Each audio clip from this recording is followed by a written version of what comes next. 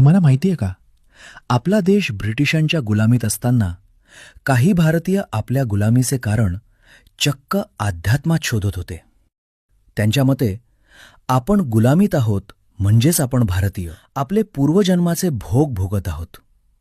आणि जेव्हा आपले हे भोग संपतील तेव्हा आपोआपच गोरे लोक निघून जातील आणि आपली या गुलामीतून सुटका होईल. त्यामुळे आपण त्यासाठी प्रयत्न करण्यात काहीच अर्थ नाही. अशा या विघातक दैववादी विचारांना खोडून काढण्याचा यशस्वी प्रयत्न एका तरुण देशभक्त क्रांतिकारकानं केला होता. ते क्रांतिकारक होते सरदार भगतसिंग. भगतसिंग यांनी आपले हेच दैववादाविरोधातील विचार स्पष्ट करण्यासाठी तुरुंगात असताना "मी नास्तिक का झालो" हा निबंध लिहिला होता. पण त्यावेळची परिस्थिती पाहता भगतसिंगांसारख्या क्रांतिकारकाचे नास्तिक असणे ही बाब काही फारशी कौतुकाची मानली गेली नाही. ज्यामुळेच त्यांच्या या निबंधाला त्यावेळच्या नेत्यांकडून फारशी प्रसिद्धीही दिली गेली नाही. परिणामी काही काळातच तो निबंध इंग्रजी आणि प्रमुख भारतीय भाषांमधून अचानक गहार झाला.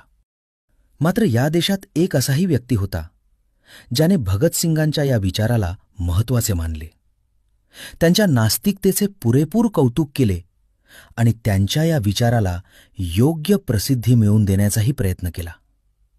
ते व्यक्ती होते जगाच्या इतिहासातील सर्वात मोठी नास्तिक चळवळ उभारणारे दक्षिण भारताचे महान विचारवंत पेरियार ई.व्ही. रामासामी.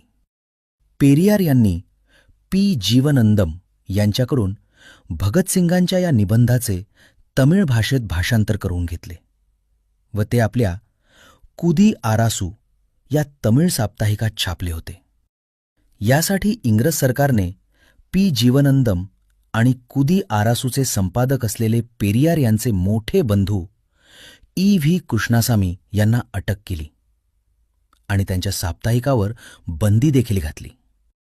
पुढे अनेक वर्षांनी जेव्हा भगतसिंगांचा तो निबंध मिळेनासा झाला तेव्हा तो पेरियार यांच्या कुदी आरासू या साप्ताहिकात तमिळ भाषेत सापडला, जिथून तो पुन्हा इंग्रजीमध्ये आणि पुढे इतर भारतीय भाषांमध्ये भाषांतरित केला गेला.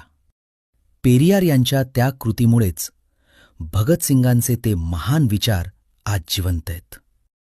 पेरियार यांच्याबद्दल अशीच महत्त्वपूर्ण माहिती जाणून घेण्यासाठी वाचा पेरियार यांचे मराठीतील एकमेव संपूर्ण आणि वास्तविक चरित्र. पेरियार, मिथक आणि वास्तव. लेखक दीपक गायकवाड. पुस्तक मागवण्यासाठी स्क्रीनवर दिलेल्या क्रमांकावर संपर्क करा.